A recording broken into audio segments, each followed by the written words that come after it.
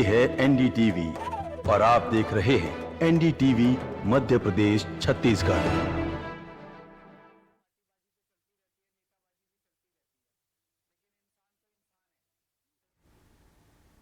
नमस्कार, इस special bulletin में आप सभी का बहुत स्वागत है। आपके साथ मैं हूं दीपिका। छत्तीसगढ़ में संचालित मेडिकल इंस्टीट्यूशन में रैगिंग के मामले नहीं थम रहे हैं। अब रायपुर एम्स में रैगिंग को लेकर शिकायत हुई है। इससे पहले रायपुर में शासकीय मेडिकल कॉलेज में सामूहिक रैगिंग का मामला सामने आया था। इस पर देखिए एक खास रिपोर्ट।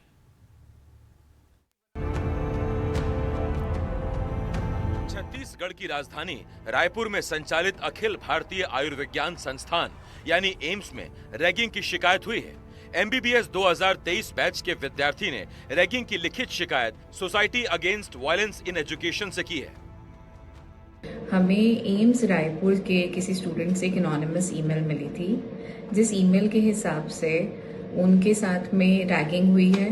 और रैगिंग की घटना में उन्होंने बोला कि सीनियर स्टूडेंट्स ने उनको एक जगह असेंबल कराया और वहाँ ऐसी कंडीशंस थी कि रूम बंद कर दिया गया। उसके अंदर बच्चों का सांस लेना भी मुश्किल हो रहा था। कुछ लड़कियाँ वहाँ पे फेंट भी हुई, अनकॉन्शियस गिरी।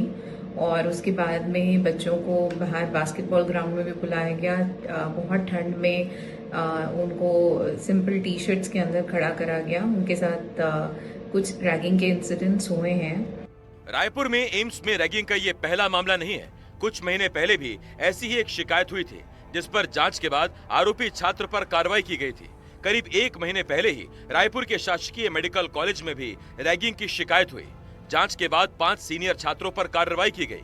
फिर भी रैगिंग के मामले थम नहीं रहे हैं।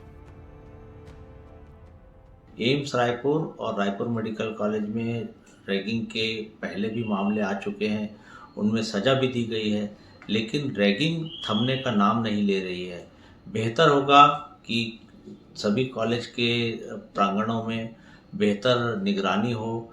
रैगिंग समितियां जो इसको रोकने के लिए बनी हैं वो ज़्यादा निगरानी करें और पालकों के माध्यम से छात्रों को कड़ी चेतावनी जारी करें, ताकि भविष्य में इस प्रकार की घटनाओं का दोहराव होने पर उनकी डिग्री या फिर एडमिशन को भी रोका जा सके। रायपुर एम्स में रैगिंग को लेकर प्रशासन और प्रबंधन कितना गंभीर है, इसका अंदाज़ा इस बात से लगाया जा सकता है कि जब हमने रैगिंग की शिकायत को लेकर यहाँ के प्रबंधन से जानकारी लेनी चाहिए। यहाँ के जो वेलफेयर स्टूडेंट वेलफेयर हैं डॉक्टर चावली, उनसे हमारी बातचीत हुई तो उनका ये कहना था कि इस मामले में मैं डायरेक्ट कुछ भी नहीं कह पाऊँगा, आप पीआरओ के थ्रू आउट यानी कि जनसंपर्क विभाग के थ्रू आउट जानकारी लीजिए। और जब हमने इस मामले में जो नंबर हमें जनसंपर्क विभाग द्वारा उपलब्ध कराया गया था उनसे बातचीत करने की कोशिश की तो पहले उनका कॉल रिसीव नहीं हुआ। फिर हमने उनको एक मैसेज ड्रॉप किया जिसका जवाब अब तक हमें नहीं मिला है। राजधानी रायपुर के एम्स में रैगिंग का ये पहला मामला हो ऐसा नहीं है। इससे पहले भी रैगिंग की शिकायतें यहाँ पर आ चुकी हैं और इस मामले में एक छात्र पर कार्रवाई भी की जा चुकी है। लेकिन अब एक बार फिर से रैगिंग का जो मामला आया है उसको लेकर प्रबंधन बच्चों की कितनी सुनता होगा, इसका अंदाज़ा भी इस बात से लगाया जा सकता है कि स्टूडेंट्स को जो यहाँ के छात्र पीड़ित हैं रैगिंग से, उनको यहाँ के हेल्पलाइन नंबर के अलावा जो इस मामले में एंटी रैगिंग पर काम करने वाली अन्य संस्थाएं हैं, सेफ जैसी संस्थाएं हैं, उनको भी शिकायत करनी पड़ रही है और उनसे गुहार लगाना पड़ रहा है कि इस मामले में दखल दें और उनकी मदद करें। अब उनको मदद कितना मिल पाता है, छत्तीसगढ़ के मेडिकल इंस्टीट्यूशंस में रैगिंग के जो लगातार मामले आ रहे हैं उस पर कितना अंकुश लग पाता है, सरकार शासन प्रशासन इस पर क्या कार्रवाई करती है, ये भविष्य में ही देखने को मिलेगा। लेकिन रैगिंग का ये मामला अब एक बार फिर से चिंता का बड़ा विषय बना हुआ है। रायपुर से नीलेश त्रिपाठी, एनडीटीवी। और इस पर बातचीत करने के लिए खास मेहमानों का पैनल हमारे साथ जुड़ चुका है। एल राव रिटायर्ड डीएसपी है, नितेश मिश्रा छात्र नेता है, डॉक्टर MC मिश्रा पूर्व निदेशक है एम्स में, और साथ ही हमारे सहयोगी नीलेश त्रिपाठी भी हमारे साथ जुड़े हुए हैं। आप सभी मेहमानों का हमारे साथ जुड़ने के लिए बहुत बहुत शुक्रिया। सबसे पहले डॉक्टर मिश्रा आपके पास आते हुए, क्योंकि बतौर निदेशक आप एम्स में सेवाएं दे चुके हैं और एम्स में किसी भी मेडिकल स्टूडेंट्स का एडमिशन लेना उनका सपना होता है। और जब एम्स जैसे प्रेस्टिजियस ऑर्गेनाइजेशन में एडमिशन होती है तो पेरेंट्स जो है एक निश्चित हो जाते हैं, आप रिलैक्स हो जाते हैं कि चलो एम्स में हो गया है। लेकिन जब ऐसी तस्वीरें निकलकर सामने आती है तो विश्वास नहीं होता है सर क्योंकि यहाँ का मैनेजमेंट जिस तरीके से आप लोगों का एक सिस्टम होता है, अब वहीं पे ऐसे मामले सामने आने लगे तो फिर बाकी मेडिकल कॉलेजेस का जो ग्रामीण अंचल में है, जो दूसरे मेडिकल कॉलेज है, तो वहां पे क्या दशा होगी? दीपिका, धन्यवाद ये चर्चा रखने के लिए। और इस विषय में मैं समझता हूं कि ये 2023 के किसी छात्र ने शिकायत दर्ज करी है, और ये आश्चर्य की बात है कि 2023 के जो भर्ती हैं वो 2023 में हो गए, और अब तक अगर उनको परेशान किया जा रहा है तो ये गंभीर बात है। और इसके लिए सॉरी, प्रशासन को, जो हमारी एंटी रैगिंग स्क्वाड होते हैं, उनको और जागरूक होने की आवश्यकता है। जैसे 1 बजे 2 बजे रात में हॉस्टल्स में जाना और चेकिंग करना हर कमरे में, तो मैं समझता हूँ कि उसी जो सख्ती से ही ये चीज़ रुकती है। और यदि कोई बच्चा इसमें, चाहे वो सीनियर हो और वो जूनियर की रैगिंग कर रहा हो, और उसको यदि कोई क्षति पहुँचती है, तो मैं समझता हूँ उसको कड़ा दंड मिलना चाहिए। और इसके बारे में संस्थान का जो प्रशासन है उसको बहुत मजबूती से एंटी रैगिंग स्क्वाड को अपनी जो निगरानी है वो बढ़ाने पड़ेगी।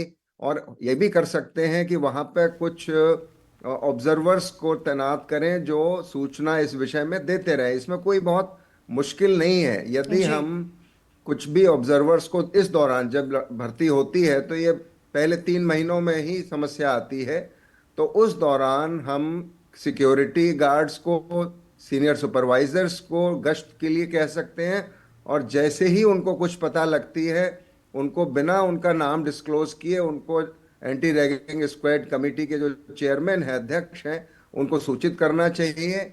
और तभी इस विषय पे हमको कुछ लगाम होने की संभावना है। दूसरी बात यह है कि देखिए, इंट्रोडक्शन होना एक अलग बात है, और लोगों को परेशान करना और क्षति पहुंचाना। अभी हाल में किसी संस्थान के एक विद्यार्थी का इसी में जान चली गई थी, तो ये एक बहुत एक्सट्रीम मामला हो जाता है, और इसमें मैं समझता हूँ कोई ही कोताही की कोई गुंजाइश नहीं है, और सख्त कार्रवाई, दंडित करना चाहिए ऐसे छात्रों को जो इस तरह के कार्यों में लिप्त पाए जाते हैं। बिल्कुल, इतना ठोस नियम है, इसके बावजूद ये मामले सामने आते हैं। तो राव सर, आपसे सवाल ये है कि क्या साइकोलॉजी रहती है जो इस तरीके से रैगिंग को अंजाम देते हैं? देखिए, स्टूडेंट्स की दीपिका जी, स्टूडेंट्स की साइकोलॉजी ये होती है, जो सीनियर स्टूडेंट्स होते हैं वो समझते हैं हमारा किसी भी संस्था पे पूरा अधिकार है और वो जो ज्वाइन करें। इसी साइकोलॉजी को रहते हुए जो फ्रेशर्स आते हैं उनको इंट्रोडक्शन देने के बहाने कि हम इंट्रोड्यूस करेंगे, लेकिन वो इंट्रोडक्शन सिंपल तरीके से या पोलाइट तरीके से करने की बजाय वो उनको हरेसमेंट या परेशान करने की जो नीयत रखती है, ये साइकोलॉजी की गलत है। और इसी को रोकने के लिए एंटी रैगिंग एक्ट बनाया गया था, प्रोहिबिशन ऑफ एंटी रैगिंग 2011 में बना था, और उसमें बड़े सख्त प्रावधान भी हैं। इस रैगिंग एक्ट में यह है कि आपको रैगिंग कमेटी बनेगी। रैगिंग कमेटी में उस संस्था का प्रिंसिपल, उसका चेयरमैन होगा और बाकी और सदस्य होंगे, और एंटी रैगिंग स्क्वाड्स होंगे। जब नए नए एडमिशन होते हैं तो ये सब स्क्वाड्स घूमते रहते हैं और पता लगाते रहते हैं कहीं ऐसी रैगिंग तो नहीं हो रही है जी। लेकिन इस प्रकार से साइकोलॉजी ये भी रखते हैं कि जिन बच्चों की रैगिंग होती है उनको साइकोलॉजिकली इतना उनको डिस्टर्ब कर दिया जाता है कि वो किसी को शिकायत करने लायक भी नहीं रहते हैं। ये वाली चीज देखनी है कि कोई वॉलंटरी अगर शिकायत नहीं करे तो फिर भी अगर रैगिंग कहीं हो रही है तो उसको सुओ मोटो जैसे कहते हैं, ये रैगिंग कमेटी है, सुओ मोटो एक्शन ले। और उस एक्शन का यह है कि उनके पेरेंट्स को, जो रैगिंग करने वाले बच्चे उनके पेरेंट्स को बताया जाए, उनको शिकायत की जाए ताकि वो करें। और इसमें अगर ऑफेंस की बात करें तो एंटी रैगिंग एक्ट में, और रैगिंग का जो ऑफेंस है वो बड़ा सीरियस ऑफेंस है। अगर वैसे इंटिमिडेट करके कुछ करते हैं तो उसमें ऑफेंस में 1 साल की सजा और 2000 रुपए का जुर्माना हो सकता है। और अगर उसमें कोई रैगिंग करते वक्त किसी को चोट लगती है, कोई चोट किसी को पहुंचा देता है, तो 2 साल की सजा हो सकती है, 2 साल तक, और वो जुर्माना भी 10,000 रुपए तक बढ़ सकता है। तो ये मामला बड़ा सीरियस होता है क्योंकि इसमें बच्चों की साइकोलॉजी पर, राव सर, जब इतने ठोस नियम है, इतने सख्त कानून है, और कहा तो ये भी जाता है कि जो मेडिकल के स्टूडेंट्स होते हैं वो जागरूक भी इतने ज्यादा होते हैं, सिंसियर भी होते हैं, इसके बावजूद ये केसेस आ क्यों रहे हैं?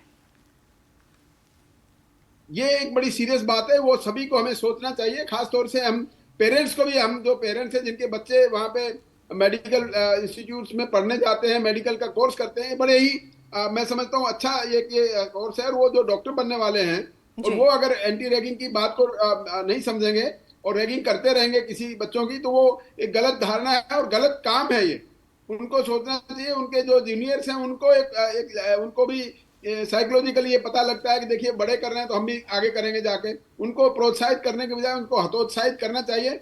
और खास तौर से जो एजुकेशन इंस्टीट्यूट के जो प्रिंसिपल और दूसरा स्टाफ है वो अपना एक उसमें जो कानून में प्रावधान है उसके हिसाब से उसमें कार्रवाई करें। और जो बच्चे पढ़ने जा रहे हैं उनके वार्ड्स, उनके पेरेंट्स, उनकी सबसे बड़ी जिम्मेवारी है कि वो जब भी बच्चा कोई जाता है तो उसको समझा बुझाकर भेजें कि कोई रैगिंग की कोई ऐसी घटना में ना शामिल हो जाए, वरना उनका करियर चौपट हो सकता है। जो पढ़ने जा रहे हैं उनका आगे का करियर खराब हो जाएगा। किसी के खिलाफ क्रिमिनल केस दर्ज हो गया तो आगे वो सरकारी नौकरी में अप्लाई भी नहीं कर पाएंगे। तो ये इसको बड़ा सीरियसली लेकर देखना चाहिए और इसको रोकने के पूरे प्रयास जिन जिन को करने चाहिए और सभी को करने चाहिए ताकि किसी को परेशानी नहीं हो। ऐसे देखा गया कि बहुत से बच्चे कई बार सुसाइड कर लेते हैं रैगिंग की वजह से, उनका जीवन बर्बाद हो जाता है। तो ये हमें बहुत सीरियसली इसको देखना चाहिए और शिक्षण संस्थाओं को और हमें सभी को, जितने स्टेक होल्डर्स हैं, उन सबको इसमें बड़ा ध्यान से रखना चाहिए। बिल्कुल।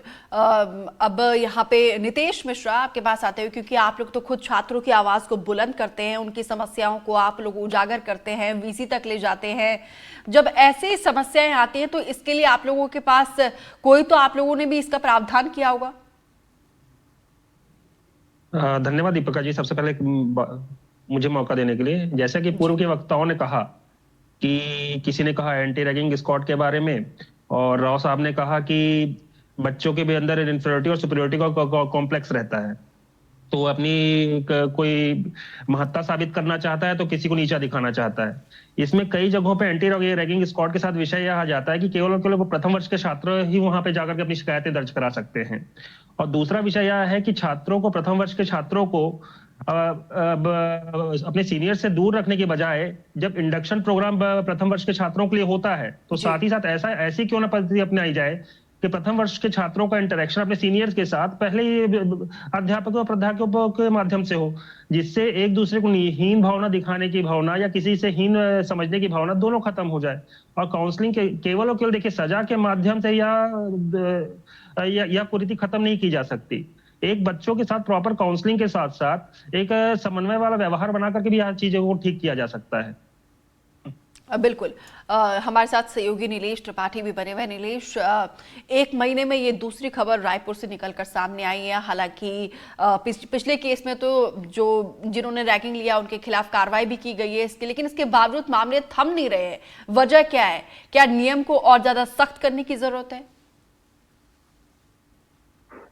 देखिए दीपिका, जो हमारी रिपोर्ट और जो हमारे अपने रिसर्च या फिर कहें कि रिपोर्ट करते समय जब बातचीत होती है लोगों से, R&D होता है, उसमें जो चीजें निकल कर आ रही हैं, जैसे पिछली जो शासकीय मेडिकल कॉलेज की बात जिसका कर रहे हैं कि लगातार मामले जो आ रहे हैं, इससे पहले जो मामले हमने उठाया था NDTV में, बड़ी गंभीरता से उसको उठाया था और उसके बाद उस पर कार्रवाई हुई थी छात्रों पर, 5 छात्रों पर। पहले 2 छात्रों पर किया गया था, बाद में जांच के बाद 5 छात्रों को, और जो 10 दिन का था उसको 6 महीने तक किया गया था। लेकिन इसमें जो सबसे बड़ी बात जो समझ में आती है वो ये है कि जितनी इसमें गलती हम किसी स्टूडेंट की मान लें, चाहे वो सीनियर हो या फिर मोस्ट सीनियर हो, उससे कहीं ज्यादा लापरवाही हमें मैनेजमेंट की नजर आती है हर एक केस में। इस केस में भी हम बात करें, जब एम्स की हम बात कर रहे हैं, लगातार जब मैं कोशिश कर रहा था इस मामले में कम से कम प्रबंधन का कोई बयान तो आ जाए, कोई पक्ष तो आ जाए कि उनकी ओर से कि आपने किया क्या। ठीक है, शिकायत हुई, बच्चे जो भी सीनियर हैं वो अगर जूनियर की रैगिंग लिए या फिर उनको परेशान किया, उससे प्रताड़ित होकर जूनियर को ये लगता है कि उनकी रैगिंग हुई है, उसकी शिकायत उनसे की गई है, तो उस मामले में प्रबंधन ने क्या किया। 15 तारीख की ये घटना है, 15 नवंबर की, जैसा कि छात्र की शिकायत है। उसके बाद अब तक, जबकि आज 27 तारीख हो गया है, तो इतने दिनों में क्या प्रबंधन ने कोई एक्शन लिया? और अगर ये एक्शन लिया है तो उसको बताएगा कौन? प्रबंधन ही बताएगा। जो स्टूडेंट वेलफेयर के जो डीन है डॉक्टर चावली, उनसे मेरी बातचीत हुई फोन पे, तो उनका जो रवैया था वो ये था कि इस मामले में हम कुछ डायरेक्ट आपको नहीं बता सकते, आप जनसंपर्क विभाग के थ्रू आउट आइए, उनसे बात करेंगे, उनके माध्यम से जो भी जानकारी लेना चाहेंगे हम लेंगे। और जनसंपर्क में भी कौन है, कोई एक डॉक्टर ही है जो उनके टीम के मेंबर हैं। उनसे जब हमने कॉल किया तो कॉल रिसीव नहीं हुआ, जब उनको मैसेज किया, मैसेज ड्रॉप किया व्हाट्सएप पे और नॉर्मल मैसेज, उसका अभी तक, ये सुबह लगभग 10:30-11 बजे की बात है, और अभी तक उनका इस मामले में ये रिप्लाई भी नहीं आया कि नहीं ऐसी घटना नहीं हुई है, ना तो ये आया कि ऐसी घटना हुई है तो उन्होंने एक्शन क्या लिया है। मतलब इसमें कोई जवाबदेही का उन्होंने जिम्मेवारी नहीं समझी। तो जब इस तरह की लापरवाही प्रबंधन करता है, चाहे वो किसी भी इंस्टीट्यूशन का हो, तो उससे बल उन स्टूडेंट को मिलता है जो इस तरह की घटनाएं करना चाहते हैं, क्योंकि उनको ये लगता है कि जब भी ऐसी कोई घटनाएं होगी तो हमारा प्रबंधन हमको बचाने के लिए खड़ा है। और जब ये प्रबंधन खड़ा है, जैसा कि नियम है एंटी रैगिंग लॉज, जब मैं पढ़ रहा था उसमें बकायदा इसमें लिखा हुआ है कि अगर प्रबंधन भी लापरवाही करता है तो प्रबंधन के ऊपर भी एफआईआर करने के उसमें नियम है। लेकिन सबसे बड़ी बात ये आ जाती है कि जो स्टूडेंट जो इससे पीड़ित है उसको अपना 4 साल बाद उसको करियर 4 साल का दिखता है, तो उस दरमियान कोई उसके साथ ऐसी घटना ना हो जाए कि उसकी करियर खराब हो जाए, उस डर में वो नहीं आगे आता। और जो संस्थाएं इसके लिए काम करती हैं वो इतनी उलझ जाती हैं एक के बाद दूसरे केस में, या फिर कहा जाए कि जब शुरुआती दौर में आवाज आती है तब तो जरूर कुछ लोग कोशिश करते हैं, फिर उसके बाद भूल जाते हैं। उसका नतीजा ये होता है कि प्रबंधन भी इस मामले में बिल्कुल चुप बैठ जाता है, और प्रबंधन के सपोर्ट पे, या मतलब कहते हैं ना कि एक सपोर्ट होता है जो डायरेक्ट होता है और एक इनडायरेक्ट सपोर्ट। तो इनडायरेक्ट सपोर्ट में जो स्टूडेंट होते हैं इस तरह की घटनाओं को जो अंजाम देना चाहते हैं, जो रैगिंग करके अपने आप को बड़ा साबित करना चाहते हैं, अपने आप को प्रभावशाली साबित करना चाहते हैं, उनको बल मिलता है। तो इसमें जितनी जिम्मेवारी स्टूडेंट की है उससे कहीं ज्यादा जिम्मेवारी उस प्रबंधन की होती है। और जब तक सरकारें, चाहे वो केंद्र की हो, राज्य की हो, या जिम्मेवार उन प्रबंधन के लोगों के ऊपर अगर सख्त कोई निर्णय नहीं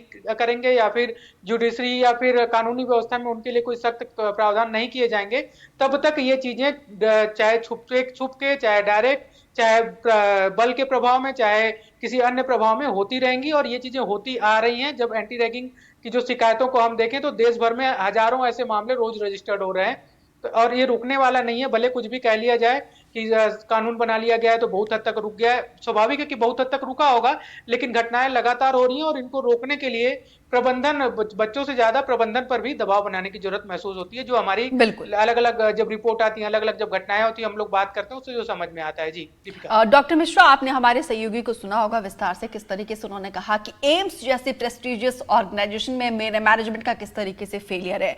अगर एम्स जैसा ऑर्गेनाइजेशन ही इस तरीके से लचर व्यवस्था दिखाएगा तो फिर कैसे चलेगा आगे काम?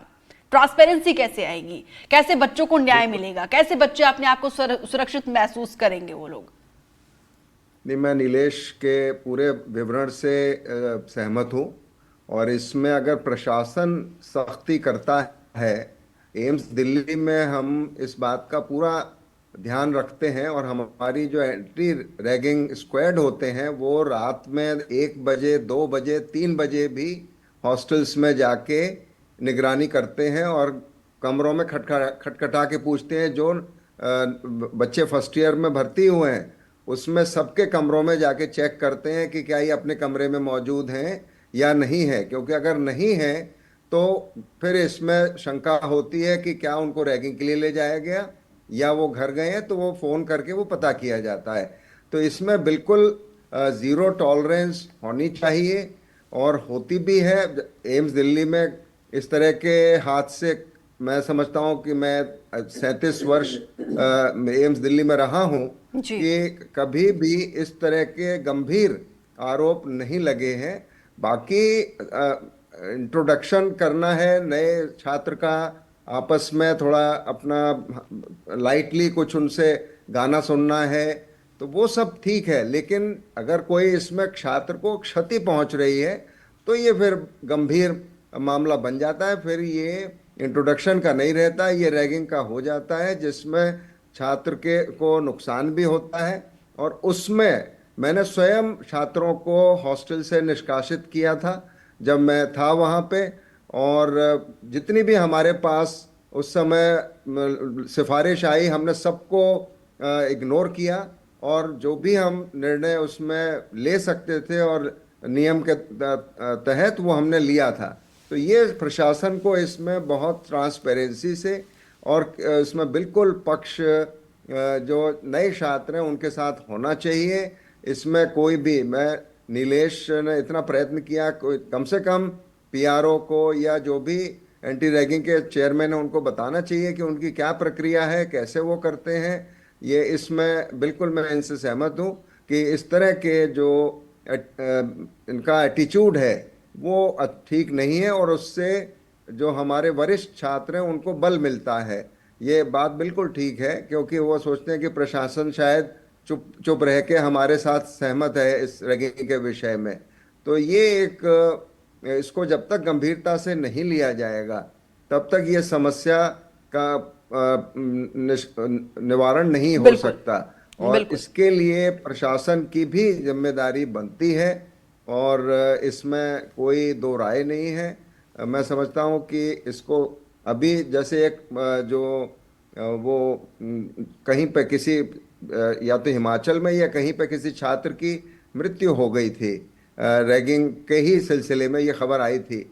तो ये तो अत्यंत गंभीर मामला बन जाता है। आजकल एक एक दो दो बच्चे होते हैं। बिल्कुल डॉक्टर मिश्रा, आप जैसे अधिकारी ने नजीर पेश किया एम्स जैसी प्रेस्टिजियस दिल्ली में आपने जब सेवाएं दी, लेकिन अगर हम छोटे इलाकों की बात की जाए, डॉक्टर राव सर आपके पास अब आपके आते हुए, क्या ये नियम कानून बड़े बड़े शहरों में लागू होते हैं, छोटे शहरों में इन नियम कानूनों की अनदेखी की जाती है, तभी ये मामले सामने बढ़ रहे हैं? देखिए दीपिका जी, नियम कानून पूरे देश में लागू एक ही जैसा होता है। कानून बन गया पूरे देश के लिए लागू होता है। बड़े और छोटे शहरों में कोई इसका अंतर नहीं है। लेकिन यहाँ देखने वाली बात है कि कानून को पालन करने वालों की विल पावर क्या है, क्या उनकी अपनी इच्छा शक्ति है कि उस कानून का पालन करें। बिल्कुल जैसे नीलेश जी ने बताया कि संस्थाओं की जिम्मेवारी भी है, और डॉक्टर मिश्रा जी ने एडमिट भी किया, यस, और उन्होंने अच्छे काम भी किए हैं कि उन्होंने बच्चों को निष्कासित करने की हिम्मत दिखाई है। ऐसे में जो कई छोटी जगह पे ऐसे रैगिंग होती है उसमें ज्यादा सीरियस होने की जरूरत है, क्योंकि वहां पर अवेयरनेस की कमी होती है। नए बच्चे आते हैं, उनको शायद मालूम नहीं होता है। सवाल सर, मेरा सवाल यही था, क्योंकि देखिए डॉक्टर मिश्रा ने तो कहा कि वहां पे उन्होंने स्टूडेंट्स को सस्पेंड कर दिया था। रायपुर में क्यों नहीं हो रहा है? क्योंकि रायपुर में भी तो एम्स का वही ब्रांच है। क्या एक दब्बूपना रहता है, कहीं इमेज खराब ना हो जाए, इस चीज को लेकर चिंतित है मैनेजमेंट? यस, मैनेजमेंट के ऊपर डिपेंड करता है कि वो उन्होंने क्यों एक्शन नहीं लिया। उनको भी वो उनकी जवाबदेही है इसमें। एंटी रैगिंग एक्ट में ये उनकी जवाबदेही है कि वो क्यों नहीं कर रहे हैं। ये अगर सीरियसली लिया जाए, कई सीनियर अथॉरिटीज को इसको बताया जाए, they will have to reply for that कि क्यों नहीं उन्होंने, क्या मजबूरी ऐसी नहीं थी, क्या वो दब गए थे किसी बच्चों से, या क्या वजह हो सकती है। लेकिन अभी जैसे आपका ये जो आपका प्रोग्राम चल रहा है और ये चलेगा, तो मैं आपको गारंटी से बताता हूँ इसके प्रोग्राम के बाद डेफिनेटली कोई न कोई एक्शन होगा इसमें, भले ही पहले ना हुआ हो। क्योंकि आज की डेट में सोशल मीडिया का और पूरा ये जमाना है, इसमें सभी लोगों को, आप पूरा भारतवर्ष सुन रहा है इस बात को, तो वहाँ की संस्था वालों को तो अभी शर्म आएगी कि देखिए हमने पहले क्यों नहीं लिया। हमारी बात पे चर्चा हो रही है यहाँ पे पूरे देश के बड़े इसमें इतने इंपॉर्टेंट चैनल के ऊपर बात हो रही है, नेशनल लेवल के चैनल पे, तो डेफिनेटली इसका असर पड़ेगा। और ये ऐसे सब्जेक्ट आप उठा रहे हैं पब्लिक इसके इंटरेस्ट के, ये बहुत अच्छी बात है। आपके चैनल पर मैं साधुवाद देता हूं। और इसका ये क्योंकि बच्चों के भविष्य पे इसका असर पड़ रहा है, तो इसका ऐसे चीजों को बहुत जरूरी, सभी को इसमें मैं कहता हूं, सभी स्टेक होल्डर्स को, ये नहीं है कि खाली प्रशासन करे, वो सभी को, बच्चों को भी खुद सोचना चाहिए कि उनको मालूम है उनके सीनियर जो बच्चे जो रैगिंग में एक्टिव पार्टिसिपेट करते हैं जी, उनको खुद सोचना चाहिए कि उनके भी कोई छोटे बहन भाई कहीं किसी कॉलेज या उसमें जाएंगे, उनके साथ अगर ऐसा होगा तो उनको कैसा लगेगा। उनको इस लिहाज से सोचना चाहिए, अपने परिवार के बच्चों की तरह भी उनको देखना पड़ेगा कि ऐसे बहन भाइयों को, छोटे बहन भाइयों के साथ में ऐसा कोई रैगिंग करेगा तो उनके साथ क्या उनको साइकोलॉजिकल इफेक्ट पड़ेगा और किस प्रकार से उनकी पढ़ाई पर भी फर्क पड़ेगा। ये सब चीजें ओवरऑल पर्सपेक्टिव में देखना चाहिए, और इसके लिए सुधार की बहुत गुंजाइश है, और सुधार करने के लिए हमें सबको तत्पर रहना चाहिए। आगे भी इसमें जो भी बिल्कुल सभी को यहाँ पे मिलजुल कर कंट्रीब्यूशन देना होगा। नितेश मिश्रा, ये बताइए जरा, ऐसे केसेस क्या आपके पास भी आते हैं? क्या स्टूडेंट्स जो रैगिंग से पीड़ित है आप लोगों के पास भी आते हैं? क्योंकि आप लोगों का संगठन भी काफी मुखरता से उनकी आवाज को उठाता है। बिल्कुल दीपिका जी, केसेस आते रहते हैं, जैसा कि मिश्रा सर ने बताया और राव सर ने बताया। फर्स्ट ईयर के बच्चों के साथ क्या होता है कि उनको पहले अपने सीनियर के साथ से आइसोलेट कर दिया जाता है। तो जो सीनियर्स रहते हैं वो सेकंड ईयर में जाने के बाद बच्चों के साथ रैगिंग का वेट करते रहते हैं, और उसी बहाने से वो बच्चों की रैगिंग लेते हैं। और जो मैनेजमेंट भी रहता है, उस बच्चा जब सेकंड ईयर में चला जाता है तो लीनियंट हो जाता है कि अब हाँ इसकी रैगिंग नहीं होगी। तो इसीलिए ये जो इंटरेक्शन आप जो आइसोलेट कर देते हैं, वो कुछ किसी ना किसी माध्यम से आप सीनियर्स के साथ जब जूनियर्स का आप इंटरेक्शन करते रहेंगे तो शायद तक वो फ्रेंडली हो जाएंगे, तो वो माहौल ही नहीं बनेगा। और उसके साथ दूसरा विषय यह आता है कि जब हर कॉलेज में फर्स्ट ईयर के बच्चों का इंडक्शन प्रोग्राम होता है जी। तो ऐसा ही इंडक्शन प्रोग्राम अपने सीनियर्स के आने से पहले, यानी अपने जूनियर्स के आने से पहले सीनियर्स का क्यों नहीं कराया जाता? और यही जैसा सवाल कि मेरा आप लोगों ने आपसे कहा, है, ये जो anti-ragging सीनियर स्पोर्ट्स- और जूनियर का जो एक गैप है, जो बैरियर है, इसको तोड़ने के लिए आप लोगों की तरफ से क्या कोशिश की जाती है? और जो फ्रेशर्स आते हैं फर्स्ट ईयर में, एक तो पहले से उनको होम सिकनेस होता है, मेडिकल की पढ़ाई इतनी टफ होती है, उनको इजी करने के लिए आप लोगों की तरफ से क्या कोशिश की जाती है? छात्रों के लिए, यानी जैसे प्रथम वर्ष के छात्र हैं, हमारे जो छात्र नेता रहते हैं कॉलेज के कैंपस में, वो सीनियर्स ही रहते हैं, पर उनके लिए हेल्प डेस्क बनाई जाती है। और एंटी रैगिंग के लिए अगर कोई शिकायत है तो उन्हीं के जो सीनियर वही उसी की समस्या का समाधान करते हैं। ये कई सारे प्रकल्प चलाए जाते हैं। बच्चों से 1-to-1 इंटरेक्शन करने का विषय आता है। जब एग्जाम्स का टाइम आता है तो वो सीनियर ही बच्चों को गाइड करते हैं कि आगे आने वाले टाइम में आपको एग्जाम्स कैसे देने हैं। ये सारी चीजें जब एक छात्र नेता होने के नाते या छात्र संगठन जब चला सकते हैं तो कॉलेज का प्रबंधन क्यों नहीं चला सकता, या ऐसी एजेंसियां क्यों नहीं चला सकती जो बच्चों से डायरेक्ट इंटरेक्ट करती हैं? देखिए, केवल सजा देने से या सजा का प्रावधान बनाने से समस्या का समाधान नहीं होगा। इस देश में कई ऐसे कानून हैं जो लगातार और बार बार टूटते हैं। तो अगर कानून बनाए जाते हैं तो उसको तोड़ने वाले लोग भी पैदा हो जाते हैं। हम ऐसी व्यवस्था निर्मित करें कि जिसमें इसके वायलेशन ही कम से कम। बिल्कुल। नीलेश, क्योंकि आपने मैनेजमेंट से कई बार संपर्क करने की कोशिश की है, क्या वजह आपको समझ आती है, क्यों नहीं इस पूरे मामले में मैनेजमेंट का एक सख्त रवैया देखने को मिल रहा है? देखिए, इसमें जो दो चीज़ें मुझे जो कई सारे सीनियर्स डॉक्टर से भी मेरी बातचीत हुई इस मामले में। लगातार जब भी रैगिंग के मामले इससे पहले भी आया, और एम्स में भी इससे पहले रैगिंग का मामला अभी 6 महीने के भीतर का ही है, और जिसमें 6 महीने के लिए एक छात्र को सस्पेंड किया गया। यही एम्स रायपुर का ही मामला है। तो जब मेरी उन लोग से बात हो रही थी लगातार, तो एक जो कॉमन चीज निकल कर आई, बात निकल कर आई, वो ये आई कि कई सारे ऐसे डॉक्टर्स हैं और इस मेडिकल फील्ड में लोग ये मान के चलते हैं कि लोगों को एक अलग तरह की दुनिया है, मेडिकल की पढ़ाई एक अलग तरह की दुनिया है और ये हम बाकियों से एकदम अलग हैं, ये बताने की कोशिश एक दूसरे से की जाती है। और एक जो कॉमन चीज निकल कर आती है कि प्रबंधन ज्यादा सख्ती क्यों नहीं करता ऐसे बच्चों पर, या तुरंत जब तक बात बाहर नहीं आती तब तक एक्शन लेने की भी जरूरत क्यों नहीं समझता। उसके पीछे रीजन ये होता है कि वो ऐसा मान के चलते हैं कि हमारे समय जब हम पढ़ाई कर रहे थे तब तो इससे ज्यादा खतरनाक रैगिंग होती थी, हमारे साथ तो ऐसा हुआ था, हमारे साथ तो मारपीट हुई थी, हमारे साथ तो कुछ और किया गया था उस समय जब रैगिंग के होते थे। अभी के छात्रों के साथ तो कुछ नहीं होता है, इनके साथ तो बस क्या किया, एक कमरे में बंद कर दिया, और उसके बाद जब उन्होंने कई सारे लड़कियां बेहोश होने लगी और वो बोली कि हमको गर्मी लग रही है, वहाँ हवा लेने की जगह नहीं है, तो बोले आप ज्यादा गर्मी लग रही है, ऐसा करो टी शर्ट पहनो और बास्केटबॉल ग्राउंड पे आ जाओ, जबकि ये नवंबर ठंड का महीना है, रात में, और तुम्हारी गर्मी जो है उधर ठंडी में बदल जाएगी। इस तरह की हरकतें कर ली जाए तो ये क्या बड़ी बात होती है, हमारे समय तो कुछ और होता था। ये जो एक मानसिकता है सीनियर्स में और कई सारे लोगों में, यही एक रीजन है कि जो बल देती है अभी के छात्रों को कि उनके साथ हुआ था तो अभी जब कुछ कम हो रहा है तो इतना तो सही लेना चाहिए, इतना तो कर ही लेना चाहिए। बिल्कुल, माफी के साथ नीलेश आपको रोकना चाहूंगी क्योंकि समय इतना ही है, और आप सभी मेहमानों का जुड़ने के लिए हमारे साथ बहुत बहुत शुक्रिया। लेकिन एक अपील यहाँ पे फ्यूचर डॉक्टर से मैं यही करना चाहूंगी, क्योंकि आप लोगों को धरती पर भगवान का दर्जा दिया जाता है। डॉक्टर आप बनो, लेकिन उससे पहले एक जिम्मेदार नागरिक बनना भी बेहद जरूरी है। जो जूनियर है उनके साथ अपने भाई बहन जैसा सलूक जरूर करिए, अपने फैमिली मेंबर की तरह उन्हें भी ईजी करने की कोशिश जरूर करिए। फिलहाल इस बुलेटिन में इतना ही, दीजिए इजाजत, नमस्कार।